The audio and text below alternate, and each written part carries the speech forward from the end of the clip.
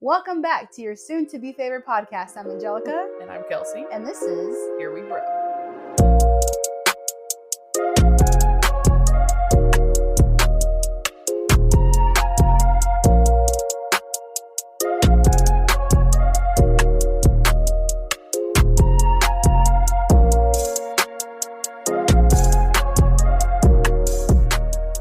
Hello. No mom. No mom. Ma'am? Mom. Not mom like M-O-M, but like mom, like British. Uh-huh. No mom. I've never heard that. Unless you're talking about ma'am, but in a British accent. That's what I said. Oh, okay.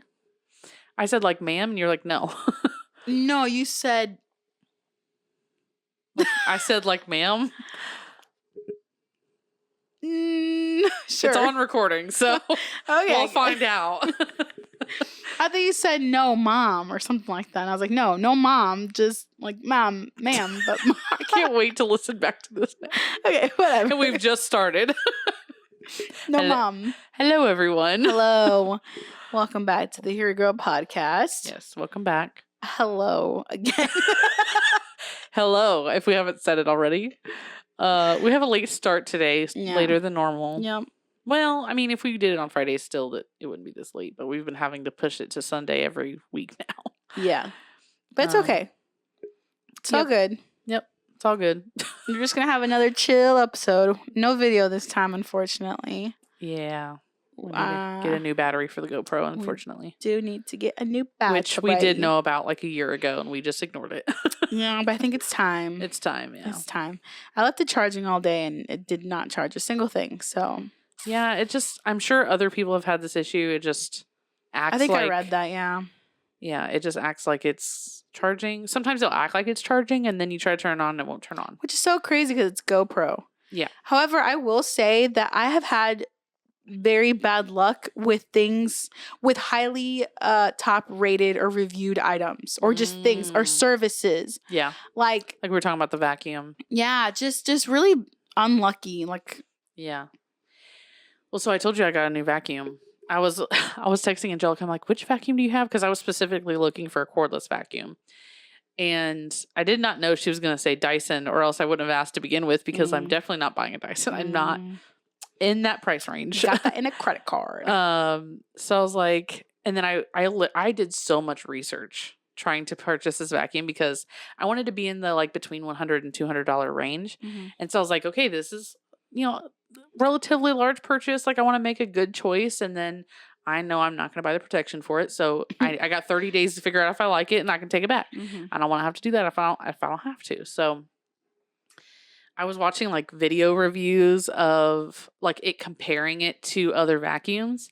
And the one I was telling you about was the one that I almost got, was the Bissell Pet XL Pet or XR Pet, I think. Yeah. Which I ended up looking up the wrong one, and I was pricing it out for the Bissell XR 200 watt or whatever. But the Bissell XR Pet has been compared to the same Dyson that you have. And they did in this video, it was so interesting. Weird that vacuum review videos exist the way that they do, because I've never seen this before in my life. But like, this is just a YouTuber that just reviews vacuums, and they do like a hardwood floor test. They do a carpet test. They do large piece tests. They do small piece tests. I learned like what different size carpets are called. I went down a rabbit hole. Okay. Oh my. Like, this carpet right here is like medium pile carpet, but not shag. Okay. Oh. The carpet I have is like medium shag, right? Because you can grab it like grass, right? Yeah. You can't grab this carpet necessarily. So this would be like medium. Small would be like, you can't move the threads. It's so hard and thick that you can't move. Like at work, that'd be small pile. Okay. Just, well, whatever. So anyway, they did the review, the Bissell versus the Dyson. And basically at the end of the review, they were like, this Bissell in this price range is more worth the Dyson in its price range. It rated better in like suction and picking up pieces and its weight and everything. It's like price and availability and all that stuff. It rated better than the Dyson in everything except its canister size, like volume of like how much it could hold. Yeah. And its air purification rating. So like each vacuum has a filter. And so when the dust comes up into it, it's supposed to grab the dust and not let it like come back out into the room. Okay. And like mix up into the room air. Uh-huh. And the Dyson rated better than the Bissell did on that thing. But that's the only other thing that it rated better than the Bissell on. How are they able to measure that? They had some like some machine that was like for lack of better words, inhaling air or whatever. And I don't remember. I like testing the air after each vacuum? They were blowing air directly through the like Dyson filter into this machine and then testing how purified the air was or whatever. Wow. Like it was advanced. This video reviewer, this is what they do for a living. Yeah. And so I was planning on getting that. And then when I looked it up again, I realized that it was just a little bit higher than my price range was. And I was actually confusing it for the XR2 200 watt or whatever, which was like one step down. I was like, I'll just keep looking. And then yesterday, after I went and got my Costco membership, shout out to Costco for being one of the only big box stores that still believes in DEI. But after I went to Costco, I went to Walmart, which does not, but I had to go and figure out what they had for vacuums because where else can you get a vacuum same day than a grocery store? Target. Also canceled. Oh, shit. So. Meijer? I don't know about Meijer, but Meijer I knew was not going to have a good enough selection. Yeah, and Meijer, or wide enough. Yes. And Meijer doesn't have a very good online platform to look online. Some things you just can't see what they have in store online. So I knew I wasn't going to be able to. I knew Walmart would have the best selection for the best price. So I had to go there. Unfortunately. So I got there. And by this time, I am fully expecting to actually purchase a Shark. Whatever their like lower line Shark cordless vacuum is. And I got there and I was looking at my coworker has a Shark. She like swears by it. Well, so like we have a Shark at work because Ryan bought a cordless Shark. Like we have a cleaning service that comes and cleans the building, but they don't always vacuum because like we're on the phones and stuff while they're there. So like he got that for like spills and whatever if we need to vacuum. Yeah. And I used it the other day and it was heavy. Like, it was hurting my arm when I was done. Now, granted, I did a very large room, but it was heavier than I expected. Heavier than I expected. And then I looked up the price of that, and it was over $200. So I was like, that's not really in my price range. But I was going to get the lower level Shark, because that's what I planned on. And then I got to Walmart, and there was this other brand that I'd never heard of. And I was like, oh, this one is in my price range. It's cordless. It does hardwood and carpet. I even looked up to make sure it would do like a medium shag carpet okay, because like some of the cordless vacuums, they're not strong enough to do shag carpet. And all the ratings were like the reviews looked good and it was in my price range. So I'm like, fuck it, I'm going to get it. People were like, I love this vacuum so much, I bought a second one. That's how much people were swearing by this vacuum on the reviews. What's the brand? I don't remember the name of it. Wow. Oh, I took a picture of it. I can tell you. Hold on. It's like a Japanese name or something. Like you would think this would be something they sell in like the TikTok shop, but they were selling it at Walmart in store, not just online. And it had good reviews. So I was like, all right, I'll get it. And then if I don't like it, I'll bring it back. Have you tried it? Yeah. It's good? Yeah. Yeah, it does work really good. Tineco. Tineco. Oh, let me see. This is what the vacuum is like.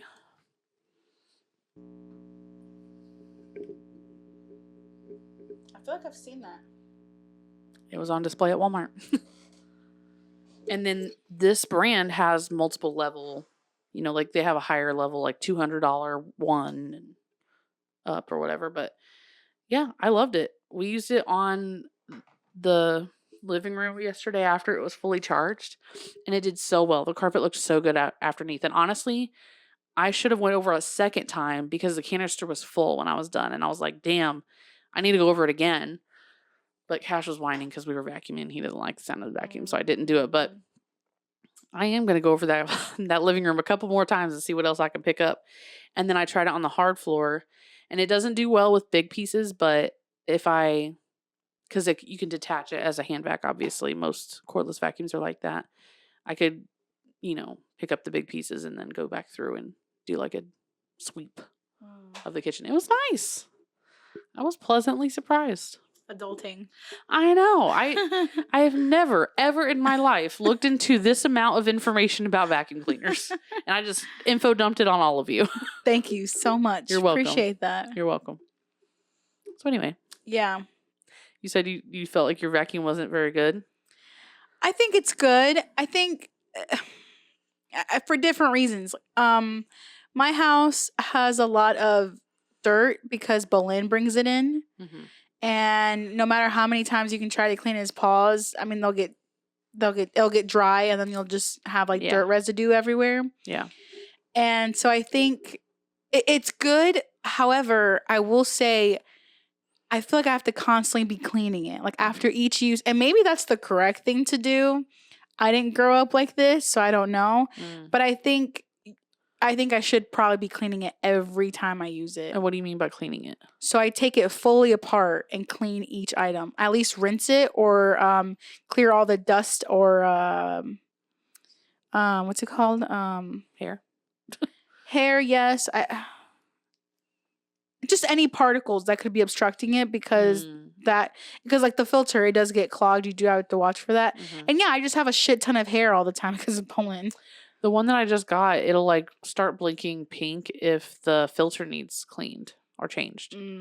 Does your have that? It has it'll tell you a warning message. Oh, it has a screen on it. Yeah, it has a screen on it. And there's, I think it's called economic, which is not using that much power. And then it's mild. And then it's oh yeah, we have a max power version option. So, I haven't tried that yet. And yeah, every time the canister is full and it's pretty gross and it's dusty, and I think I just need to clean it because I get annoyed when it's not clean. And I'm like, well, who's going to clean it? I got to clean it. Well, and consider this.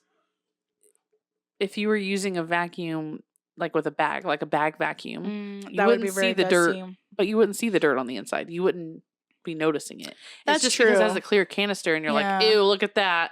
Then you feel like you have to clean it, but that's dirt true. is supposed to live in the canister. Yeah, that's true. That's very true. I do enjoy all the different, it has a lot of different heads for it. Mm-hmm. And you can basically essentially take everything apart. So you're saying you enjoy different kinds of head? I do.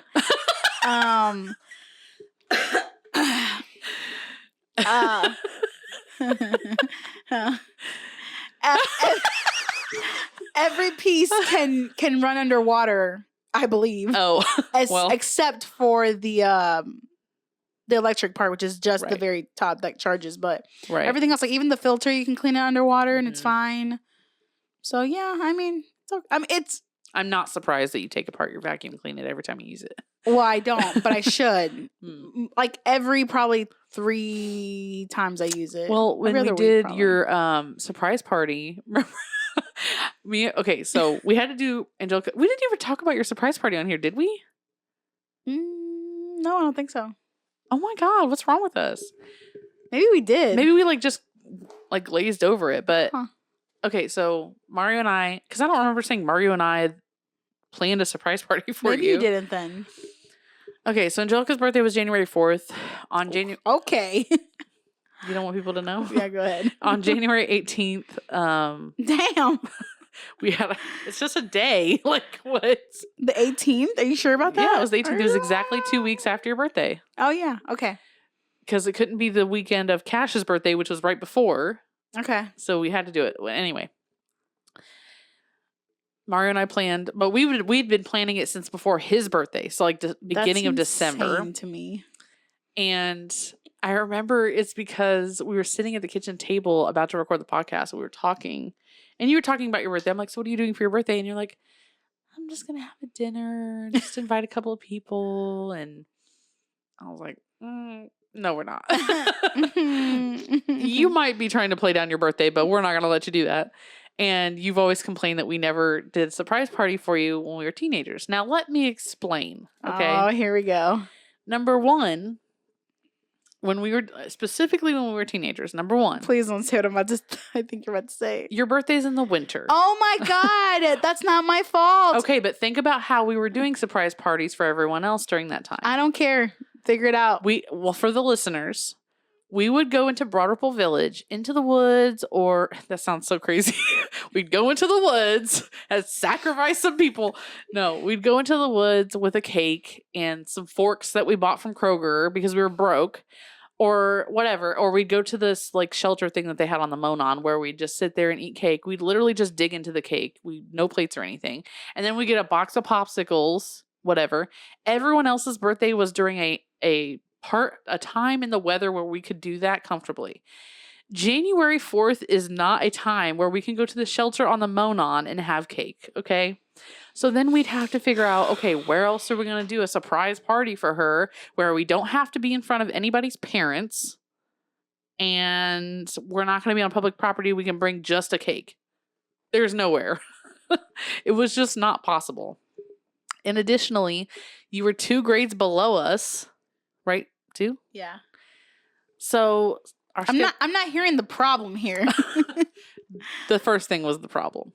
But anyway, we did do one surprise party for you in like 2015 at my house, at my apartment. Yes.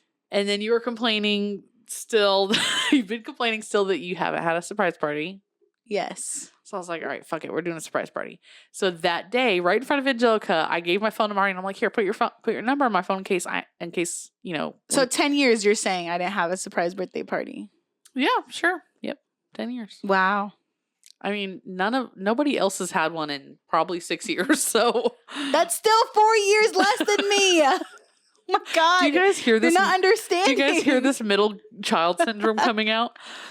So I tell Mario, give me his phone number in case, you know, we need to contact each other for something, whatever. And that was the day. Immediately after he put his number in my phone, I'm still here with you. And I text Mario and I go, we're going to plan a surprise party for Angelica. I was there when you guys exchanged numbers, but you said it was for something else. Well, just in case of emergencies or. Yeah, and I didn't think in case I need to contact you for something. Yeah, and I was kind of like, oh, whatever. Yeah. And I literally, as soon as he put his number in my phone, I said, we're planning a surprise party for Angelica. And he's like, okay. And that's crazy because he can't hold secrets. Well, he can't did keep secrets. He did this one really well. He even changed my name in his phone. Oh yeah, to make sure, because I was terrified to text him when you were not at work because I was like, what if they're in the car together and then Siri reads out my messages? I was worried, so I would like not text him unless you were at work. I forgot what he said. He changed your name to Bob from store something. Yeah, and it did come up one time in the car. And I just ignored it. I was like, whatever.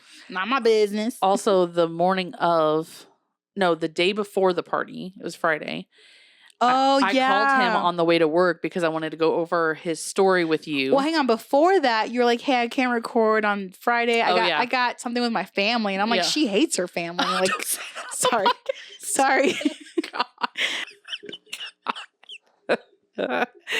You're like, she's not hanging out with her family. What is she doing? Aren't you going to cut that one out too? Nope, I won't, since we're playing it off. Okay, we're playing it off. I'm just kidding. No, I just thought like, wait, what? This doesn't add up. And I wasn't being specific. That was another thing you said was suspicious. Yeah, like Kelsi always tells me like, hey, I can't do this because she gives me more details, which I appreciate. I like that. Yeah. But I was just like, I have something going on. Yeah, and I'm like, okay. And I didn't think anything about it. I don't even know what we did that Friday. But you called him or what? So that morning on my way to work, I called him because I wanted to go over his story with you and our plan from like plan A, plan B, like this is what I'm going to do. This is what I need you to do. And this is, you know, whatever. I'll tell you that whole situation in a second. But so I guess because he had already changed my name to Bob from store, whatever, when I called, I woke him up. He was still sleeping. And when he looked at his phone and saw Bob from store, whatever was calling him, he's like, why is Bob calling me? He realized it was me and then answers. And he told me that when I answered when I was talking to him on the phone, but basically I was like, okay, you know, what's your plan for tomorrow? And he's like, we're going to go to Dave & Buster's after the dog sitter comes. because the dog sitter came and met you. Oh, yeah. He's like, the dog sitter's coming at 12. And then after that, we're going to be gone all day at Dave & Buster's. I was like, perfect. I said, but the only problem is you got to try to get her not to eat Dave & Buster's because she's going to come home to a full cooked dinner and, you know, a whole party. So, like, try not to get her to, like, don't do the buffet at Dave & Buster's, you know what I mean? Yeah. So I was like, if you have to, like, if she's really wanting to go get, like, dinner or she's wanting to, like, fully indulge in a dinner-sized meal, I was like, try to be like, well, I have other plans for dinner. Or, like, if you have to, say, Kelsey's at home planning a dinner for us or something like that to get her mind off of eating, whatever. So then I'm like, okay, this is the plan for me. This is what I'm going to do. I said, you text me when you guys are leaving the house. And then I'll be heading over there shortly after. I think I got here at like 2:30. That's insane. And then I said, when I'm pulling into the neighborhood, I'll let you know. And you have to shut off the cameras. Because Angelica, if you don't know, Angelica has cameras all over her house. She has a backdoor camera. Yes, you better not fucking try anything. She has a backdoor camera, a front door camera, a driveway camera, and a camera in the living room. So, and 2 side cameras. Oh, and 2 side cameras I didn't even know about. That's what you gotta do when you have an abusive ex. So stalker ex. Yeah. So Mario shut off the cameras. This is me, you know, we'd already gone over this plan. He shut off the cameras. I pulled up into the driveway. I'm like terrified that he didn't actually shut off the cameras at this point. And so I actually walked up to the door first to see if the doorbell camera would like light up blue, and it didn't. So I was like, okay, good. Coast is clear. If he didn't and I had to answer to you for something, I would have had to make something up or something. I don't know. I said, okay, so I'm going to go in. And as soon as I get there, I'm going to go in and immediately go to the internet box and unplug it. Damn. Because if I unplug the internet, then there's no way that she can turn the cameras back on. There's no way that she'll be able to access the cameras if the internet's not working, which kind of a bad design. Right. No, I'm sure there are cameras that don't go over Wi-Fi that will keep recording after Wi-Fi or whatever. Yeah, there's different types. Like mine is Blink. I won't describe it because I don't want anyone to really know. But go ahead. So then I come in, I unplug the thing, and I tell Mario the day before, I'm like, okay, after I unplug the internet, we're just going to act like there's an outage in the area. And if she starts getting antsy about it, text me and I'll send her an outage text message from Xfinity saying like, there's an outage in your area and we're working on it and it'll be done at this time, just so that she's not really worried about it.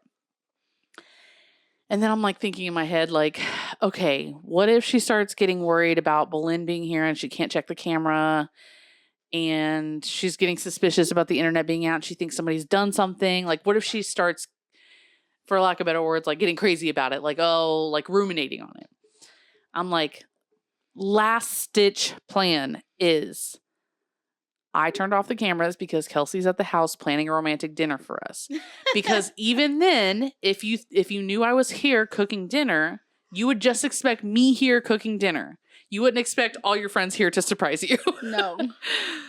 But luckily, we didn't have to worry about any of that because you didn't even care about anything all day that day, which is what you told us after we went over all this with you. Literally, it was the most funniest thing because I do shut my brain off. Well, actually, no, let me back that up. I trust Mario so much that my brain just is able to relax. Yeah. And like, he kept saying something like, oh, next weekend I want to celebrate your birthday. And I'm like, but we already celebrated my birthday. That's the only thing that I was kind of suspicious on. And he goes, yeah, but like, I want to do it again. Like, we didn't do it right. And I'm like, what do you mean? Like, we spent all day on me and then we went to dinner. Like, yeah. He was like, no, I want to treat you again. And I'm like, all right, weirdo. All right, whatever. And yeah, we went to go get breakfast. And then we came home to meet the dog sitter. And he was on his phone. I mean, he's always like, not always on his phone, but like, he has to be tentative to his phone because of his job. And because I don't really like think about it. But yeah, and then he said we're going to Dave & Buster's, which I was all up for. And not a single time did I check my phone for the cameras. Yeah. And actually, I told Kelsey what's so funny is that last night I had turned the notifications off and I forgot to turn them back on the morning of. So even if she would have disconnected anything, like I you turned them wouldn't off. be. Yeah, and then even then, I still sometimes am thinking, wait a minute. I haven't gotten a living room notification. Boleyn, what's happening? Oh, yeah, I turned off my notifications. Yeah. Even then, I still didn't like. Yeah. It didn't occur to me. I was fully expecting you at some point in the day to want to check on Boleyn and then not be able to. And then that spiral into like, okay, why are the cameras not working? Okay, why is the internet not working? Okay, I haven't got a text from Xfinity. Or like you log into your account and there's no outage. Or like I was just worried that something like that was going to happen, but it didn't. It worked perfectly fine.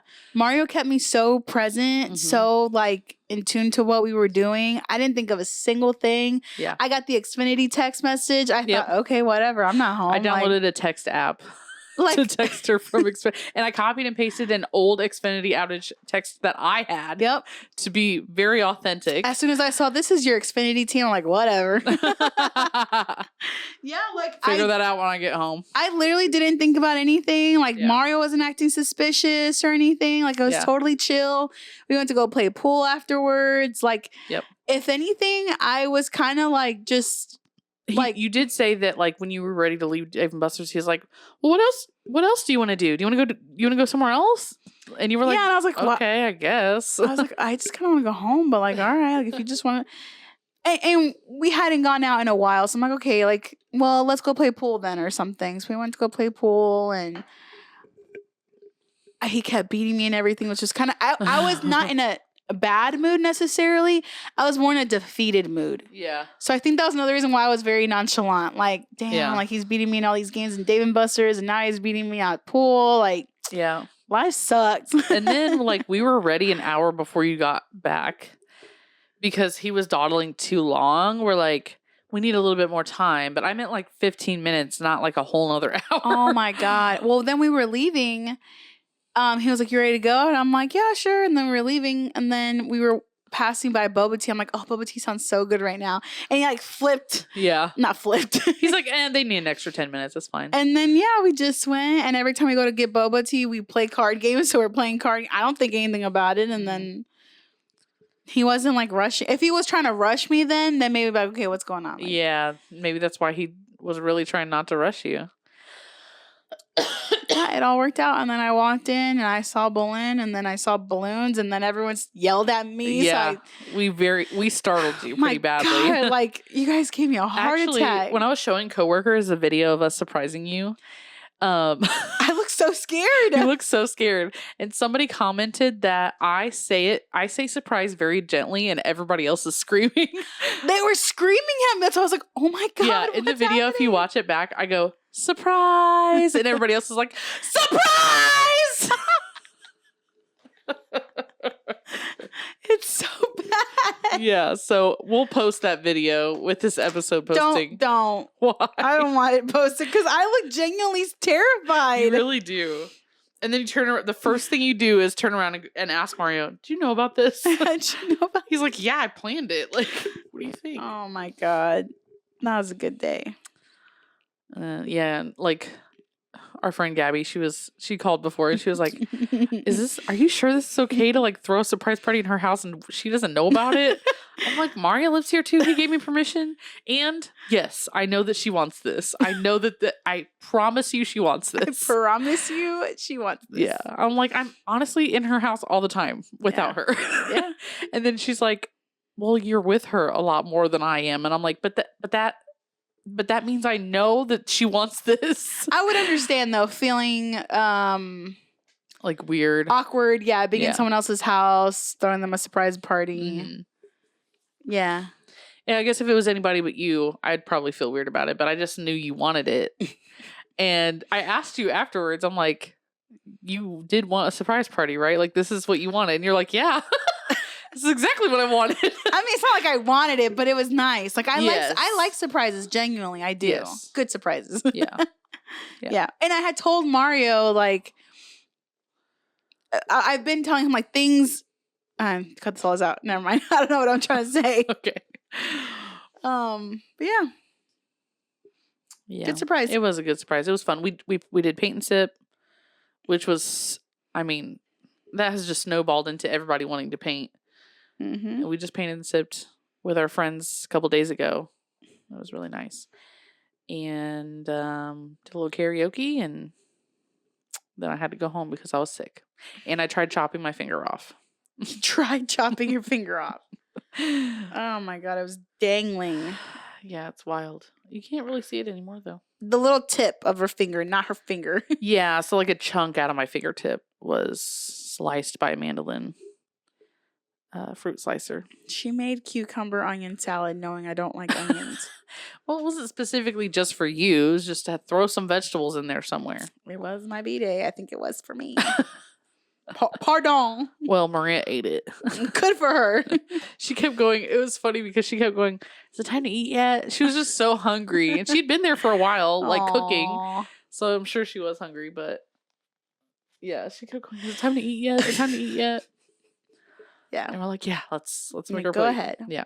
I made a comment that day that I regret. I was trying to be funny, but it didn't land very well. You're like, oh, I invited all your friends. And I was like, oh, there's someone here I don't want. I wouldn't invite or something like that. And I pointed at Maria trying to be funny, but she was like, she was making her plate because she was hungry and it didn't land well. And I'm like, oh, I kind of feel bad that I said that. And she didn't even like hear it. I didn't even hear it. Well, good. So maybe no one heard it. Maybe it was in my head. Maybe you didn't say it at all. Oh my God. It's funny. Yeah. Also, I want to say, fuck Ruby Franke. Oh, yeah. Fuck Jodi Hildebrandt. Yep. And you know what, Kevin? Fuck you too. Yeah. Honestly. My God. Do you want to talk about it for a little bit? Sure. We both just got done watching, what is it, Evil... I don't remember the full name. Devil in the House, The Fall of Ruby Franke, 8 Passengers. Yeah. Fucking crazy ass shit. I mean, I knew it was bad, but... I actually didn't know anything about it before I started. Michelle at work, she recommended it to me. She's a big true crime lover. She was like, oh, did you know this documentary came out? And I'm like, no, what's it about? And she kind of gave me like a general backstory. She's like, family vlogger, ended up abusing her kids, went to jail for it. I'm like, okay. We saw it pop up on our Hulu the other day, and I'm like, oh, we got to try that. So we started it Friday. We started it Friday night, and I finished it Saturday afternoon. And I was just glued to it. Oh, my God. But basically, this woman, she started a family vlog when her kids were young. And she has 6 kids. And she wasn't very good at it at first. She was just kind of like trying to get a feel for it. But pretty early on, you can see in the outtakes that she's trying to present an image of what her family is and not a true image. Mm-hmm. And like trying to force her husband to talk to the camera when he really doesn't want to. He's not comfortable with it. And like getting frustrated with him and like kind of giving him the cold shoulder if he doesn't, which was really wrong from the beginning. Mm-hmm. And then when they start making money and they're making really good money, husband Kevin gets on board pretty quickly because they're making really good money from it. Mm-hmm. And so they're going on trips and they're doing all this stuff with their newfound money and they're vlogging all of that. And the kids look like they're having a great time. And then there comes a point where the kids are getting older and they're getting tired of faking it for the camera. And the documentary has a ton of outtakes of things that were not uploaded to YouTube where the mom, Ruby, is trying to force her kids. She even says to the oldest boy, fake being happy for the camera. Mm-hmm. She literally says that out of her mouth and she doesn't hear it, which is mind-blowing to me. Mm-hmm. And then at some point, she starts getting canceled for all this family vlogging because the viewers can see through it. They can see that she's forcing her kids to vlog when they don't want to. Well, it started because in one of the takes, they were talking about, this wasn't in the... yes. Go ahead. This wasn't in the documentary, but I guess viewers had asked like, oh, like who are their friends? Do your kids have friends? Like, why don't we ever see them with their friends? They're always at home. And so she sat Sherry and Chad down and was like, oh, do I not let you guys go with your friend? She was expecting them to be like, oh, no, yeah, she allows us to go with our friends. She was like, I don't like prohibit you guys from going from to your friend's house. Like, you guys can do that. Yeah. And they say, oh, we don't have any friends. We don't go to anyone's house because no one invites us. No one comes over here because we don't want them to see this mess. Yeah. And then afterwards, he says, "Oh, I've been without a bed for 7 months." Yeah, because she says something else in that video, though, where I'm surprised she says it. But she's like, in this household, if you're on punishment, we don't just give things back automatically. Like, you have to earn them back or whatever. Yeah, and that's when he says. And she said, "Oh, our viewers don't know about that." Yeah. Which I was shocked that she even let that in. Yeah. But I guess it goes to her point. It proves what she was trying to say, essentially. Yeah. Another thing is, not only was she trying to tell her kids to fake being happy, she was exploiting them. Right. I mean, she knew that her oldest boy was like, if it had Chatter Sherry on the thumbnail, it got more views. Mm-hmm. She exploited them growing up. The husband Kevin was living vicariously through the son. Yep. They go bra shopping, going through puberty, getting her first period. Like, yep. all of that was publicly known, and you know what I mean? Like, going to school and people knowing. Yeah, there was a video where she was recording Chad getting ready for school in the morning, like in the bathroom. It was just very weird. It's very weird. But yeah, so the cancellation kind of started when Chad said, "Oh, I haven't had my bedroom. I've been sleeping on a beanbag for the last 10 months. 7 months. And they were like, people in the comments were like, "What the fuck?" And so, of course, Internet Sleuths went back through all her videos and just started putting the pieces together. Like, oh shit, like, yeah, this is kind of like a culty and not very good parenting and extreme. Speaking of culty, another piece to this that we haven't mentioned yet is that they are part of the Mormon faith. Not saying that Mormons are a cult, but that did play a big part in what happens next, which is that the mom, Ruby, finds this therapist who's also like she kind of talks like she's a pastor, but she's just a therapist. And she's not even licensed at the time that this is all happening. Right. She was licensed at one point, but it got revoked or like suspended or something. And her name's Jodi Hildebrandt, and she has a big following on the internet. She makes videos and people follow her. She has a company named Connections. Yes. So Ruby joins that, and people explained it to be like a man-hating club. Like, they basically just bashed men in this group. And then Ruby got her husband, Kevin, to join the men's group that was connected to this group. And then it just spiraled from there. Jodi played such a big part in their marriage, and probably a lot of the marriages of the people who were in this group, and controlled what they thought about their marriages and pin them against each other. Yes. And then at some point, things start getting really uncomfortable because Jodi moves into the Franke household, and they just say, "Yes, okay." And I guess she moved in because she needed help because she was possessed. Yeah, this is where it gets really, really weird. First and foremost, I think there's more to Jodi than we know. Oh, yeah. I think there needs to be a separate documentary just about her. Right. Like, I need to know her background. I need to know if she was holding people hostage before Ruby Franke, because what the fuck was that handprint at her house? Yep. What the fuck was the whole bunker thing about? And the safe and the... That's weird to me. And like, why did her license get revoked? Like, please, I need to know this all. Okay. I think the documentary could have went into detail about some of the things, and they just kind of glided over some things. I'm really shocked that it was only 3 episodes, because there's so much more. Maybe they'll do a part 2, but the safe, okay? She explained 1, 2, 3, 4, 5. Yeah, what the fuck? She explained to the cops that it was a safe room, but if that were the case, the lock would be on the inside of the door. I didn't even think about that. Did the cops think about that? That's clearly designed to lock someone away into a vault. Oh my God, I didn't even think about that. You think she had that build? I mean, yeah, she had to have. Or you think all those homes in the valley were like that? A safe room? Had like bunkers. But like you said, if it was a safe room, it would be on the inside. It would be locked on the inside. There's literally a vault on the outside. Well, maybe it works both ways. Maybe. We need to go back and watch it and see when they open it if there's a mechanism on the inside.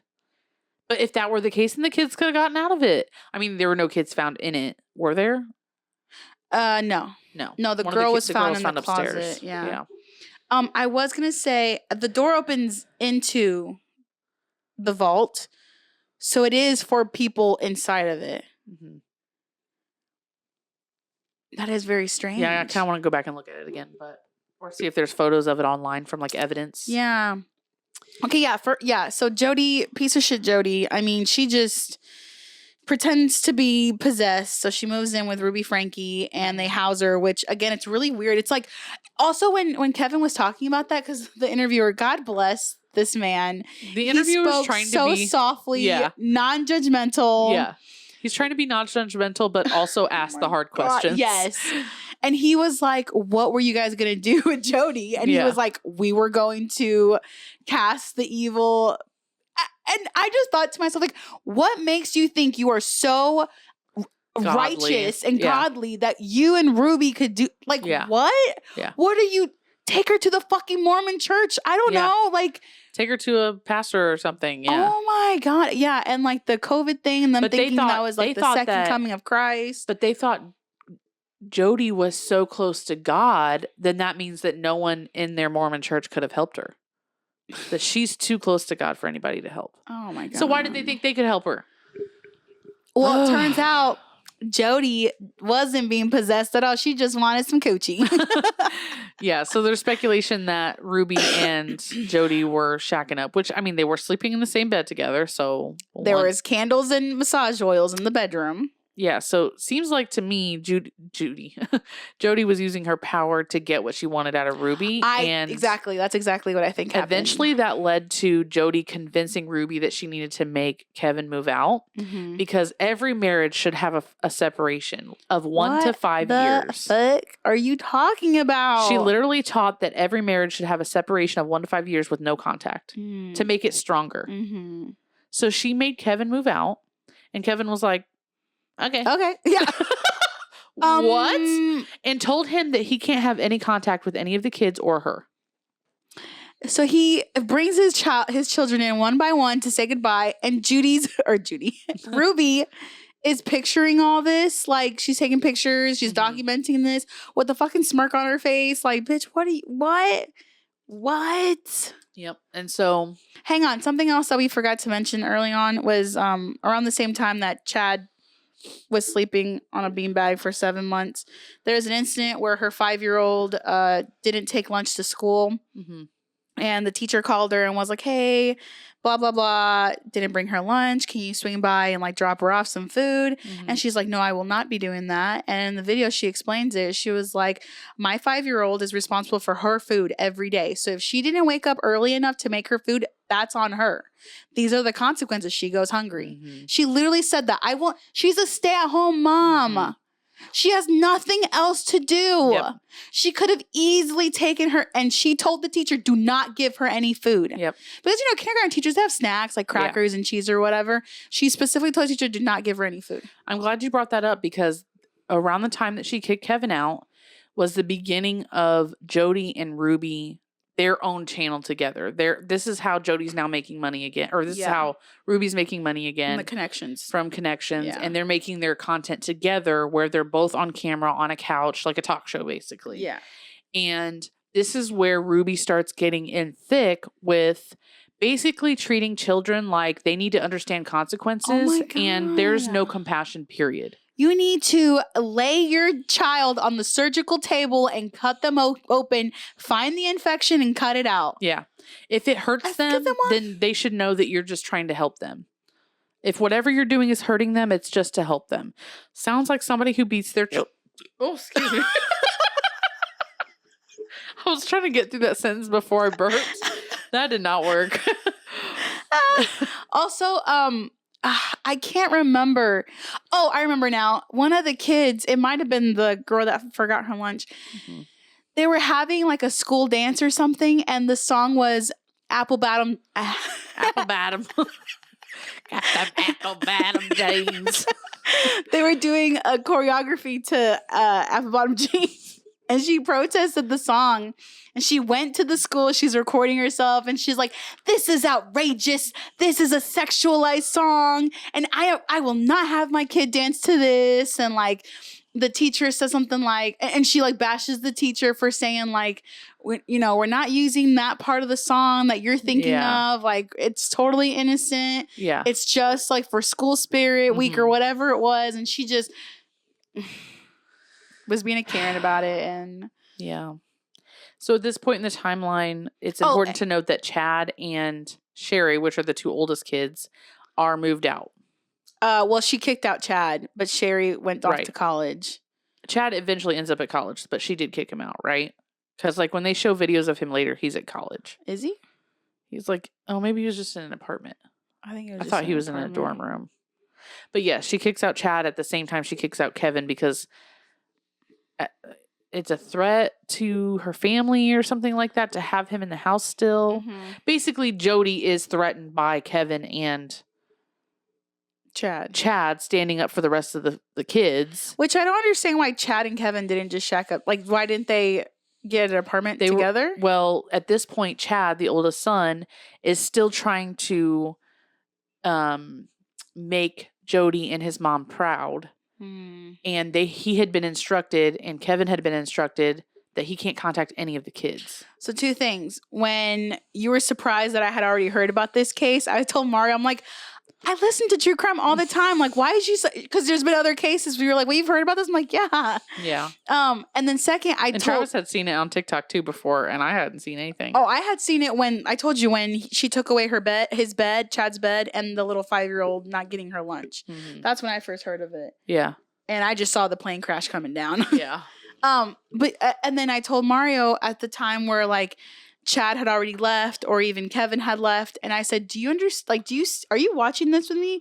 Even after he was kicked out of the house, he's still having his weekly meetings with Jodi. Yeah. Even though he doesn't have to necessarily do that anymore. Like, he's completely free, quote unquote free, but mentally he is not free. Yeah. How many other situations or true crime cases do we see where kidnappers kidnap people and then like after a year or whatever amount of time they let them go to the library by themselves? They're technically free and they could run away or they could ask for help, but they don't because they're under this manipulation of thinking they're still in danger. They still have to do this. Yes. They still have to come back to their abusers or their kidnapper's house right after it's over. Yep. And people are so like, why didn't you ask for help? Why didn't you say anything? Because they're being manipulated. They're still brainwashed. Brainwash is like a real thing. Oh my God. Yeah, so. Oh my God, when they found the little girl and she just was silent. Wait, don't get there yet. Let's go on the timeline. So a year has passed since Kevin has been kicked out. And Ruby has not been talking to him. He's been instructed not to contact her or any of the kids. So he has not talked to his wife in a year. He has not talked to his kids in a year. I want to know what Kevin does for a living. What were you doing, bro? Really? What were you doing? What line of work were you? I have no idea. Anyway, so at this point, we find out later that Ruby is trying to move out of their childhood home into another house in another city nearby. The other house. Oh, it wasn't their childhood home. The home that Kevin left. Oh, okay. Yeah. That's what I meant. No, okay. I'm sorry. No, you're right, because they had moved to a bit bigger house. Yeah. I mean, like their family home is what I meant, not their childhood home. Okay. So a year later, Kevin gets a phone call, and it's Ruby. And he explains in the documentary, he's so excited to see that Ruby's name is on his phone. He hasn't talked to the woman he's loved in a year. He's just elated and doesn't know what she's going to say. He's just so excited to answer the phone. Answers it. She basically says, hey, I know we haven't talked, but I have some stuff I need to tell you. What a bitch. She says, our 2 youngest children. Hey, long story short, I made mistakes. Our 2 kids are in danger. One escaped. Yeah. She says they're possessed. He says and they escaped to the police. God knows what lies he's told the police. Yes. So she says that the 2 youngest kids have been possessed and one of them escaped from the house and now they're talking to the police and who knows what they're saying. You need to go pick them up. You need to go you pick them up. You want to redeem yourself as their father? Go pick them up. So he goes, yes, ma'am. And he gets in his car and he drives to the police station and he gets to the front desk and he goes, "Hi, my name is Kevin Franke and I'm here to pick up my kids." And the police officer looks at him like he is full of shit. And she's like, sorry, what? No. Yeah, I mean, your kids are here, but you need to talk to an officer. Like, he has no idea what's going on, right? Yeah. So earlier in that day, the boy of the youngest two escapes out of the house and goes to the neighbor's house and rings the doorbell. And I have never sobbed so hard. There's doorbell camera footage of this where you can tell that his legs are like skin and bones. You can see the duct tape around his ankles. You can tell that he's woozy, like he can barely walk straight or like breathe really well. Like you can tell that his breath is like hard to keep. He has one shirt on. He has a shirt on, not two.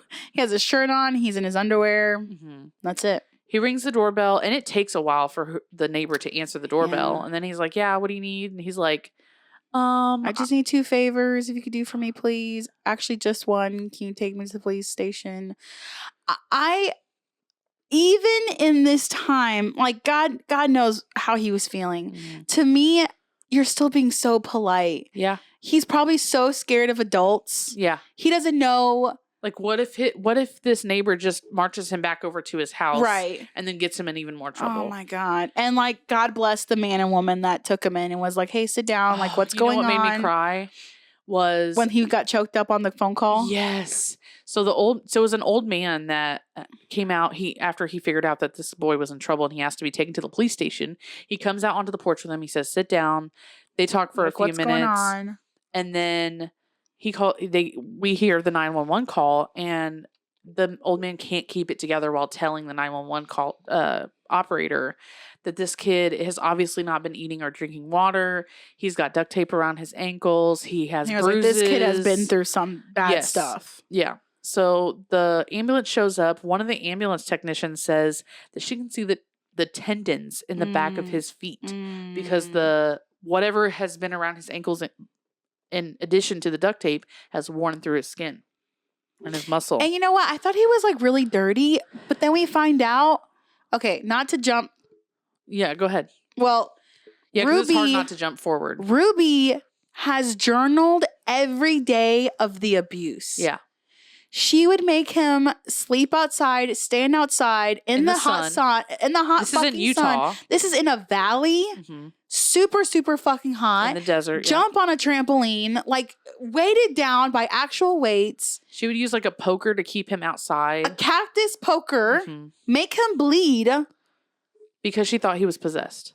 Supposedly. So they take him, obviously, to the hospital. And then the kids end up at the police station at some point, I'm sure. They locate the 2 older kids. So there's 6 kids. The 2 that are out, living on their own.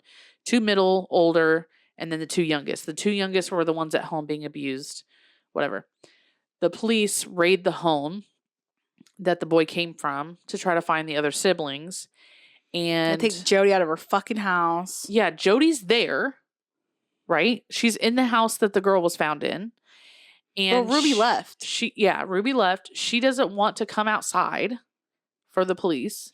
She's like, I got my attorney on the phone. Yeah, she already has her attorney on the phone. She answers the door, so you did something wrong. You need a warrant, bitch. Not for this. If you would have seen this little boy right now, I don't need a fucking warrant, bitch. And that's what as a police officer, I would have said, this is bad enough. I don't need a warrant. I would scare the shit out of her. Ooh, let me get my hands on her.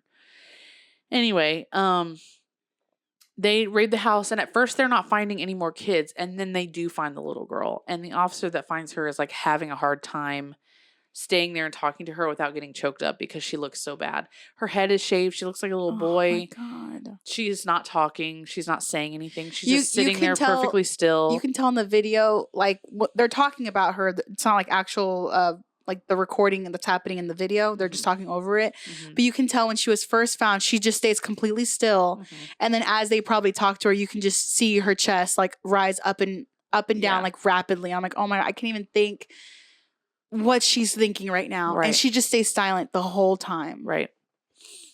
Oh my God. The shit that those kids have gone through at the hands of their piece of shit mother and Jodi.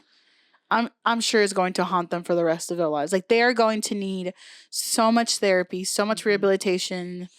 They're not going to trust any adult. Like, Yep. So yeah, they find Ruby and they arrest her. They arrest Jodi, obviously.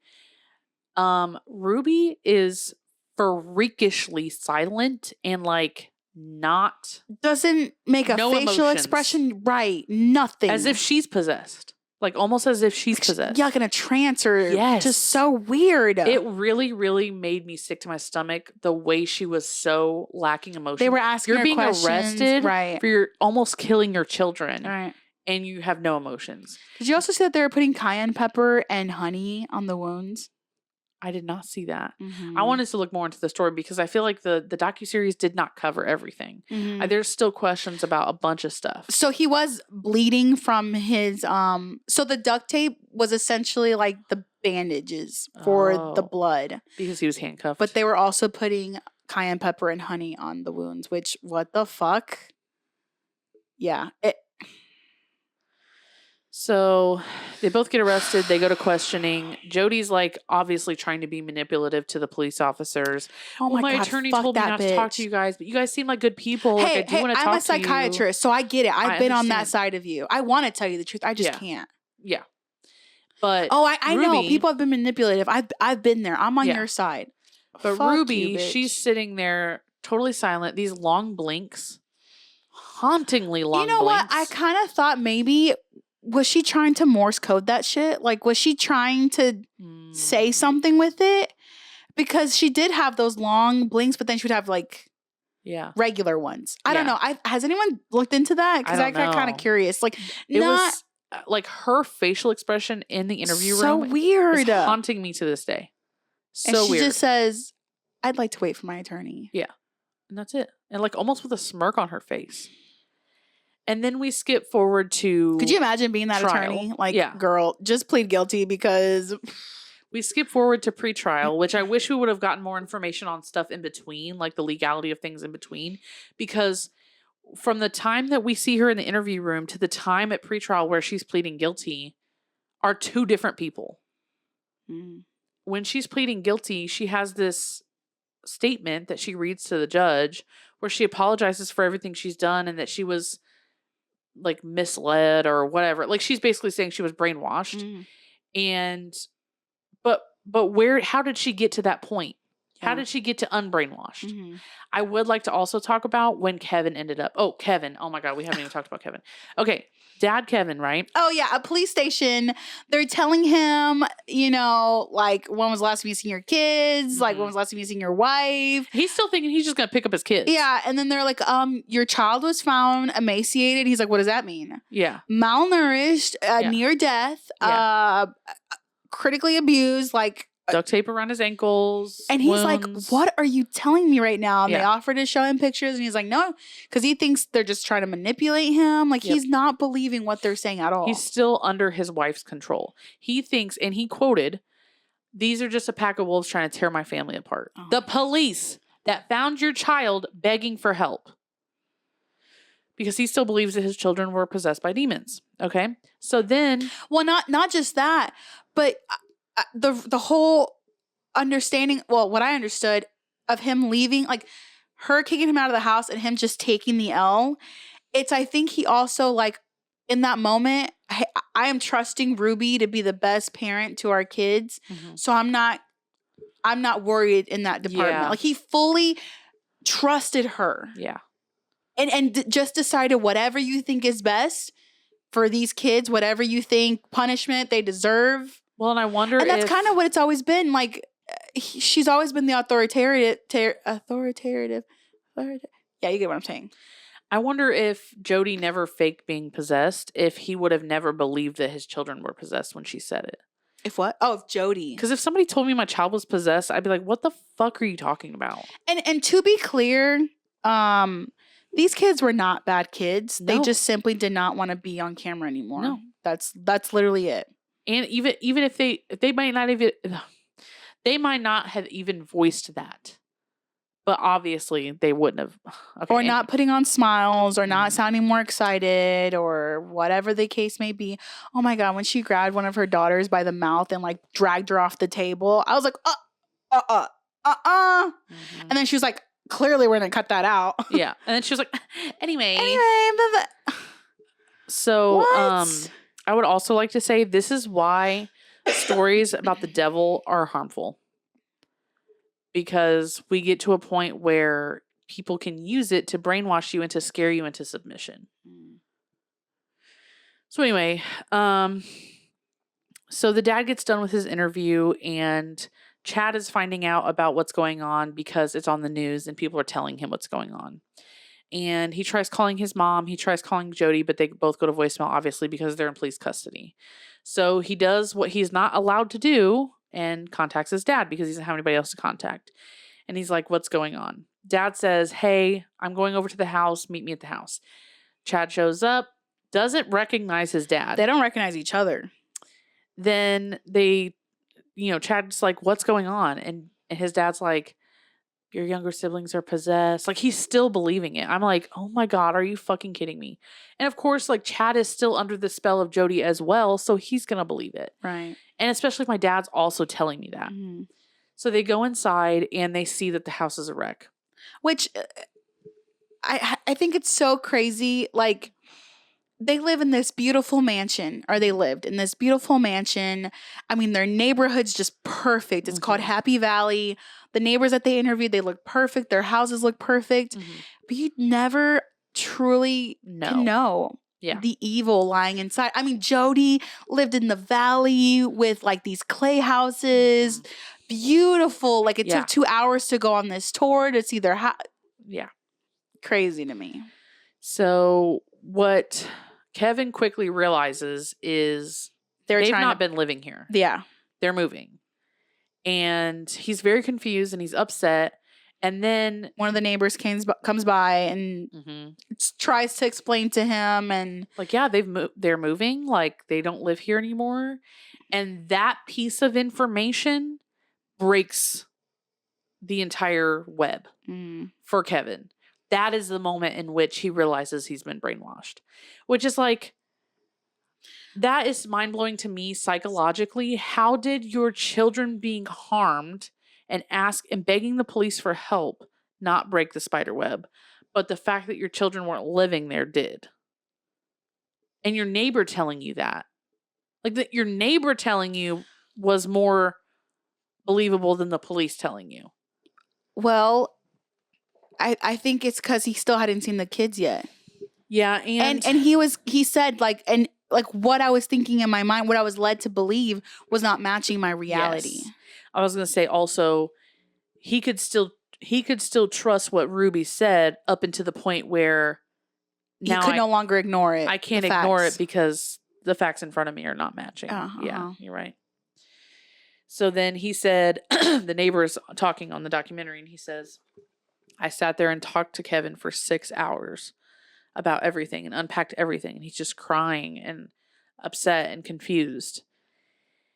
And there were so many points in which Kevin could have stepped in and figured out what was going on, but he didn't. I agree. Because he was scared of losing his wife. But he should have been scared of losing his kids. I think the love for his kids should have overshadowed the love for his wife. Oh, I think 100% he loved his wife more than he loved his kids. I agree. And in the beginning, like the very first episode, he talks about, when they were kids, him and Ruby, there was like 4 or 5 other kids after her, boys, and he was like this nerdy kid. And like, no girls really liked him, but he really liked Ruby, and how he found like a chart board with like all the qualities she wanted in a man and a husband. And then she had like the boys' names on top. And if they, had that certain quality, she colored in the box, and how he studied that. And he just, see, that to me, like me and Mario were talking about it, like that's almost manipulation. Like you faked who you were. Right. And so I think that maybe Ruby fell for the guy that she thought she was marrying. Yeah. And so he was probably so like thankful to her for choosing him to marry, and just was devoted to her and would do anything for her. Right. I mean, that just shows from the very beginning, before he even had her, that he thought she was the prize. Like, she was the one he wanted to always be with forever. And I think that showed in all the kids and all the whatever she believed goes. Okay, fine. She has this camera now. All right, like let's do this. Like this is how she wants to punish her kids. Okay, I'm on board. Like, dude, what the hell? Yep. And they send Chad to wilderness camp. Like, crazy. Yeah. Actually, Michelle, I was texting with Michelle about this, and she said something very insightful about that. She said, he is exactly the kind of man a person like her was looking to marry. Someone she could dazzle and win over, that would be under her spell no matter what. And again, not to jump forward, but at the very end, and I can relate to this, where he says, you know, everyone wants me to hate this woman. You know, they only see the bad stuff, but like, I still love her very much. And I have all these wonderful memories with her that I cannot erase. I can't just, you know what I mean? Like as horrible the things she's done, it just does not compare to all the good stuff. Before he said the stuff about all the previous memories, all the happy memories, and he's like, yeah, I still love her. I was like, what the fuck? I know. Because again, his love for her trumps his love for his kids. Yeah. That should disgust you. A woman, the mother should be repulsed by her. Yeah, you should be repulsed by the actions, the abuse that she. And you can be repulsed by her and still have the memories that you have with her. Yeah. They can live side by side without you still having love for her. Like, I don't know if maybe they cut out of the documentary. Maybe he said more. Maybe he said, I'm very angry with her. Yeah. But knew that it would be more, you know, entertaining to hear him say, I still love her. I don't know. But I don't know. I feel like I feel like the viewers would want to know that he's angry with her. And I feel like they would put that in had he said that. I'm also honestly surprised that he agreed to do the documentary. Because he's trying to clear his name that he didn't. True, but he has so much fault in everything that absolutely. He has so much fault. No legal fault, but he has so much fault in the suffering that his kids went through. I mean, yeah, even in the documentary, the two oldest kids, which is the only kids that they interviewed because they're over 18, everything else was blurred, they call their parents by their first names. Yep. And he's going to carry that for the rest of his life. Yeah. Like, I can't even imagine being that little boy and knowing that your parents essentially did this to you. I mean, Jodi and Ruby firsthand, but your dad just stepping to the side and not fighting for you, not being your voice, not being your advocate. Like, I don't think I could ever want a relationship with, like, there's how do you rebuild that? You can't. I mean, Chad and Sherry, maybe. I don't know. I mean, that's all up to them, obviously. Well, and Sherry said, I'll never speak to her again a day in my life. She said, and she said something really powerful. She said, you know, I've heard her crocodile's tears before, and I never know if they're real. And so for that reason, I don't want to be a part of her life because I'll never know if they're real. Yeah. And that's what she said about her when she pleaded guilty. She was like, I don't know. Exactly. I don't know if she's actually, if those tears are genuine or not. I don't know if she's remorseful. I don't know. Well, and if you think about it, it's very telling because their entire lives have been on video. They don't know who their mom truly is. Yeah. Because she's always acting for the camera and asking them to act for the camera. So who knows if anything she says on camera is how she truly feels. Right. Or on record, yeah. I wish they would put out more of those journals that she had. Mm-hmm. I need more. Okay, Hulu, I need more details. Yeah. This for 3 episodes, that's nuts. Yeah. I know less like crime-filled docuseries that are like, less. Okay, you're dragging this on now. Yeah, it's too much information. What was the there was one docuseries that they kept dragging on and on and on because it was some friends. Oh no, sorry, it wasn't a docuseries. It was on Something Was Wrong. I was gonna say Something Was Wrong drags it on a lot. But it was that one season where they kept interviewing the friend of the friend. And like, I'm just like, I don't care about your perspective. Like, you have no actual insight. Yeah, I mean, even with Megan Stoner, like they dragged that on longer than it needed to be. Yeah, they could have. Yeah, it was just really gossip at the end. It was the one before that. Who was that? I don't remember. Oh my god, I don't remember the podcast I listened to yesterday. It was about the girl who was a nurse or pretending to be a nurse, and was saying like, "Oh yeah," it was pretending to be the guy.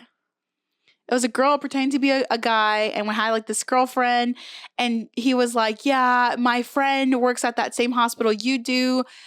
She's going to start working there on Monday. She'll be your best friend. Oh, yes. And then it would be her showing up to work, and she's like, oh, yeah. Yep. Oh, yeah, me and blah, blah, blah hang out all the time. But then they would go and meet the guy, and the guy would never show up. Yes. Well, who was that? I don't remember. That one I felt like dragged on a long time. Like, okay, come on. It did. Anyway. Well, we were going to do other things today, but fuck it. I kind of wanted to talk about this because I feel like it was really fresh in both of our minds. Yeah, we both watched it this weekend. Yeah, I mean, I was thinking about talking about it too, but I didn't know if we'd have a whole episode worth, and we're at an hour and 10 minutes, so. Next is the Gabby Petito that I'm going to watch. It was Obviously, really good. We were living, sorry, I don't want to say living because we were not going through it, obviously, but I remember. We saw the news stories in real time. Yeah, in real time. And so that's going to be very interesting to see what all has come to light since then. And I haven't seen any of her videos that she's posted, real time or not. So I'm interested to see how he is in those videos, because they talk about how you can tell he hated the camera, he hated being recorded. And there's a lot of outtakes for that documentary as well. The outtakes. The outtakes. Yeah. Yes. Gold. Literally. But yeah, so sorry guys, we got cut off at some point there. I don't know where.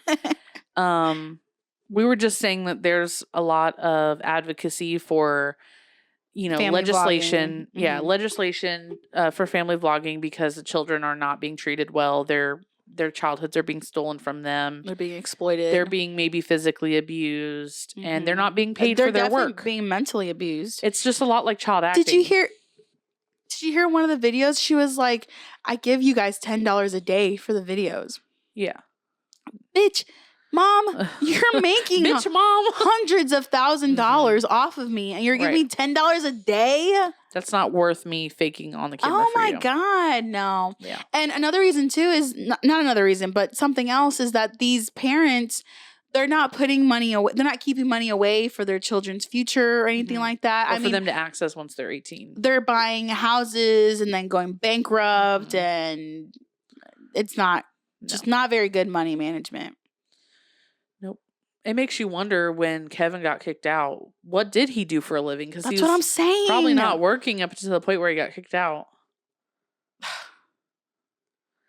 Whatever. Anyways, hopefully you enjoyed that. We had other things planned, but we decided to just dive into that, and that took up the whole episode. So, I mean, hopefully you guys are still interested in watching it. I definitely recommend watching it. I mean, it's eye-opening, if nothing else. Yeah, crazy.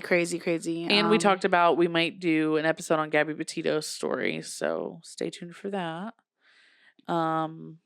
Yeah, hopefully we'll get to do some more good ones here soon. Yep. All right, y'all. We'll see you next week. Okay, bye. Bye.